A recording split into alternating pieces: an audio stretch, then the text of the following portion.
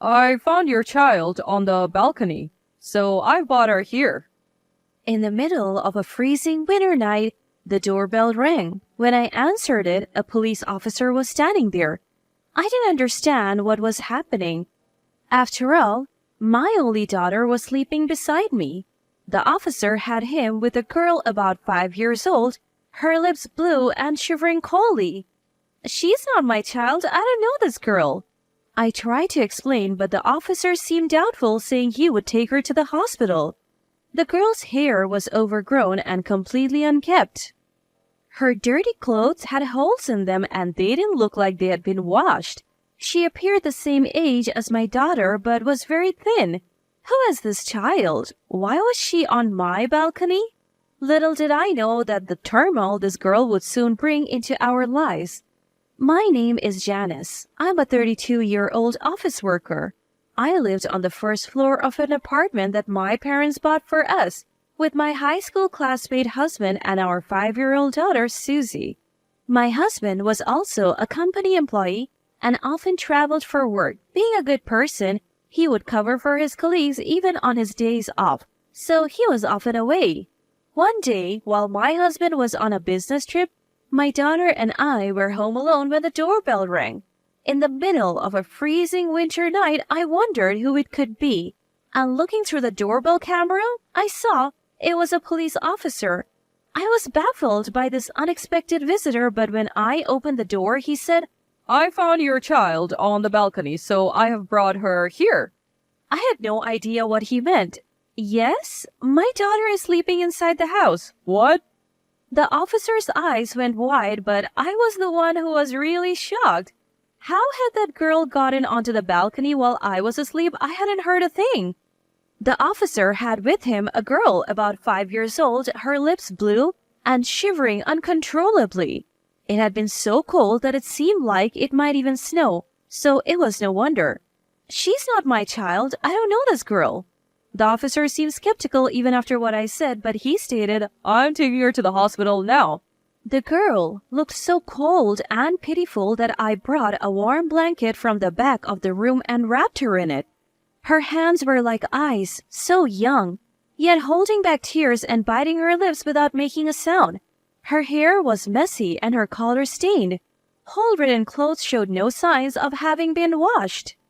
She looked incredibly thin and pale, as if she was malnourished. Who is this child? Why was she on my balcony? I couldn't help but wonder, and my heart ached thinking about a girl the same age as my daughter in such pain. I couldn't sleep much that night, worried about her. And morning came. That's when I got a call from my husband. Anything unusual happened while I was on my business trip? Well, yes, a strange girl was on our balcony. The police took her, and they're taking her to the hospital. I was so surprised. Why didn't you take care of her yourself? What? But she's a stranger. What could I do? You're a mother too. You should have taken care of that little girl instead of handing her over to the police. Isn't it sad? I was baffled by my husband's sudden anger. Why did he know the girl was young? We hadn't even talked about that. I questioned him, but his answer was lacking in clarity. No, actually, she's the daughter of an acquaintance of mine. Her mother's gone, and I felt sorry for her, so I brought her yesterday. I thought you would take care of her. What? You weren't on a business trip? You need to explain the situation clearly. My husband apologized, but I couldn't believe that he had left such a small child on the balcony on such a cold day. Even if he had dressed her warmly, she could have easily frozen to death. So what are you doing and where are you now? My husband said he was in the middle of searching for the girl's mother, but I felt like he was hiding something. Later on, after returning from his business trip, my husband gave some explanation, picked up the girl from the police, and shockingly left her with me. Did you find her mother? What about her father? No, I haven't found them yet. The father, I don't know. So who's the acquaintance you mentioned? Well, that's just a casual acquaintance. Let's leave it at that. I'm going on another business trip soon. Wait a minute, what about this girl? My husband ignored my plea to stay and left, leaving the girl behind. I felt something was off about my husband's behavior, so I searched through his belongings and found something in the inner pocket of his suit. Shocked by the content, I quickly called my husband, but I couldn't get through to him. Suddenly, I noticed my daughter Susie and the little girl looking up at me anxiously. What's your name? Ashley? Ashley nervously answered in a small voice, told me she was the same age as my daughter, 5 years old. When I smiled gently at her, she looked at me with surprise, then laughed cheerfully, clutching her rumbling stomach. You must be hungry, right? Yes. I made Hawaiian plate lunches for my daughter and Ashley. They stared at the food in curiosity and then began to devour it. They ate so fast that their faces were covered in sauce. As I reached out to wipe her face with a tissue, Ashley quickly brought both hands to her head, covering it as if protecting herself. The motion gave me an uneasy feeling. It's all right, I'm just going to wipe your mouth, I said gently. With a relieved expression, Ashley turned her face towards me, and after I wiped off the sauce, she began to eat her Hawaiian plate again. After finishing her meal and wearing a completely satisfied expression, it was time to do something about Ashley's dirty body. As I started to undress her for a quick shower, I involuntarily gasped at the sight of her body. What is this? There were countless bruises as if she had been beaten and pinched. Trying not to show my agitation, I led her cheerfully to the bathroom. As I tried to wash her body, Ashley said, "It's okay. I can do it myself," and started to wash her body with cold water. Wait a minute. What are you doing? I accidentally snapped. She looked up at me with a puzzled face and said, Ashley always does it like this. What? Washing your body with water? I asked. She nodded at my question, and as she tried to pour cold water over herself, I hurriedly stopped her and washed her whole body cleanly with soap. Afterwards, I poured warm water over her and she murmured, "It's warm," with a contented look. It turned out that she rarely got to shower at home, and when she did, her mother would tell her to wash with water. The fact that she accepted this as normal without questioning, it made my heart ache. After the bath, I dressed her in my daughter Susie's clothes and neatly arranged her hair. Ashley looked completely transformed. My daughter and Ashley looked just like sisters when they stand together. I looked at my daughter and Ashley, whose faces seemed to remind me of each other with a warm smile. Ashley was an obedient and gentle child, and I could tell she was longing for affection. She would come by my side as I cooked, tug at the edge of my skirt and laugh. And when it was time to sleep, she would hold my hand and never let it go. Susie also grew fond of Ashley, and the two became close like real sisters.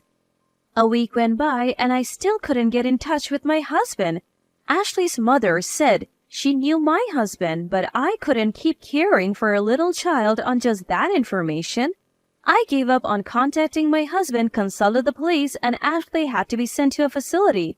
Tears rolled down her big eyes, and my heart ached watching her look back at me again and again as the people from the facility took her away. Time continued to pass without any news from my husband until I finally made a decision. 9 years later, I was living with my parents, my daughter Susie, and Ashley in our family home. I had actually adopted Ashley after she was taken to the facility. My parents in our family home treated her like their real grandchild, saying, "She came to us for a reason," and showered her with love. The two girls grew up as sisters and blossomed into beautiful young women. Susie and Ashley's dream of becoming models came true, and lately they are being featured as beautiful junior models in magazines. Stepping into the glamorous world, the two were thriving and wore vibrant expressions on their faces. One day, the doorbell rang at our family home, and when I opened the door, there stood my ex-husband Philip, looking poor, down and out. A stranger who introduced herself as Joanna was with him. Not wanting to argue in front of the neighbors, I led them inside. Then, sitting on the living room sofa, the two abruptly began to speak. In truth, Ashley is my child." Philip, who hadn't contacted me in 9 years, said this without even apologizing. I was so stunned that I let out a big sigh. "She looks just like you." I thought it might be you, so is that woman over there your partner? In response to my question, Philip nodded and began to tell the story of how he met the woman. Joanna had been working part-time at a bar Philip frequently visited. Even knowing that he was married with children, they got along and she became pregnant with Philip's child, giving birth to Ashley. However, Philip lacked decisiveness and didn't divorce me right away. Joanna grew tired of childcare and abandoned her role as a mother. In desperation, Philip thought of having me raise the child. It was an overly naive story, but what surprised me was not just that. Please, give Ashley back to us. My ex-husband suddenly stood up from the sofa and made an outrageous request, almost in tears, along with a deep apology. What? I happened to see a magazine and was surprised. She's grown up so well. Isn't she popular? So what? It has nothing to do with you two. But I am Ashley's real mother. You are just a fake after all. How dare you say such a thing without contacting me all this time? Then Philip, who had been on his knees on the floor, grabbed my leg with a pathetic look on his face. We don't have any money and are in trouble. Ashley's our only hope. Give her back. How awful! You plan to make her work and live off her? No way! What? You're using Ashley to make money, aren't you? That's not fair. Stop making false accusations. I'm saving the children's money on their banking cards. Ashley is my child too. I will never hand her over. Then Joanna suddenly rises from the sofa, lunging at me with an air of recklessness that sends shiver down my spine. What are you doing to my mom? Stop it. In the scene bursts Ashley, my daughter.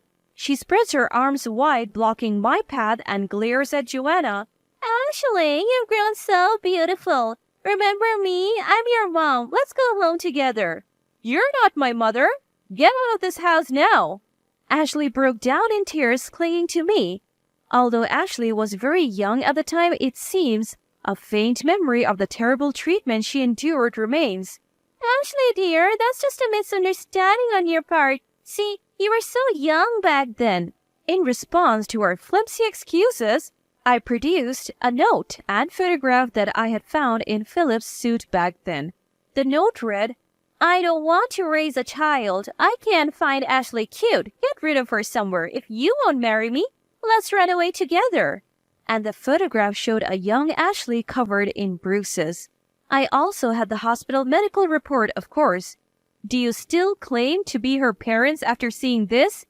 That's... You wanted to dump a child you didn't want to raise on me, didn't you? You made this precious child suffer such horrors. That was all Philip's doing. I didn't know anything about it. I was too young to raise a child. It was inevitable. But anyway, I'll take Ashley back now. Unfortunately, that's not going to happen. I have legally adopted Ashley, so I am her parent. Oh, what?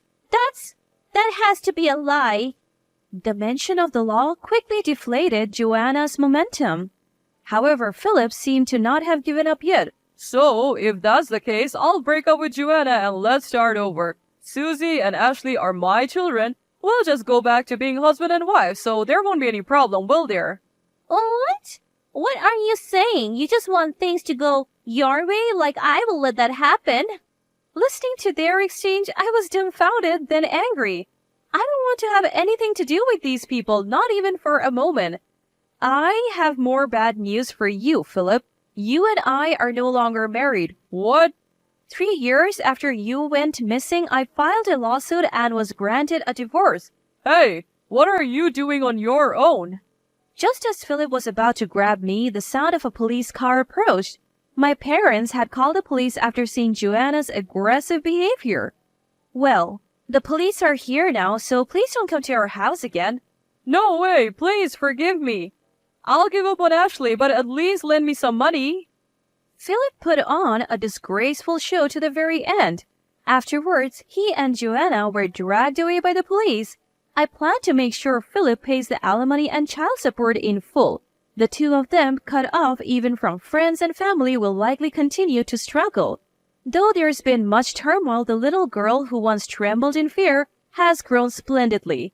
I will live happily with my parents and 2 loving daughters. Looking forward to the future they speak of so full of dreams.